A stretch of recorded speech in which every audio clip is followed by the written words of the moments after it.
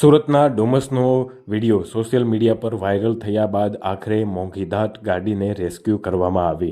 Dumas beach પર રવિવારે માટીમાં ફસાયેલી ગાડી ગતરોજ રાત્રે જેસીબી મશીનથી બહાર કાઢવામાં આવી હતી। 36 કલાકથી વધુના સમયથી ગાડી માટીમાં ફસાઈ હતી। ગાડીના માલિક સામે જાહેરનામાના ભંગનો ગુનો પણ નોંધવામાં આવ્યો છે। ગાડીના માલિકની પોલીસે હાલ ધરપકડ કરી છે। પોલીસ દ્વારા જણાવાયું છે કે ઇન્સ્યોરન્સ કંપનીમાં જાણ કરી અને ગાડીનો વીમો કેન્સલ કરાવવામાં આવશે। આવા ઇસમો બીજી વાર આવું ન કરે એ માટે કડક કાર્યવાહી પણ હાથ ધરવામાં આવશે। ડુમસ પોલીસના પેટ્રોલિંગના અભાવના કારણે અવારનવાર આવા બનાવ સામે આવતા રહ્યા છે, ત્યારે વધુ સજાગતાથી પોલીસ ધ્યાન આપે તે જરૂરી બન્યું છે।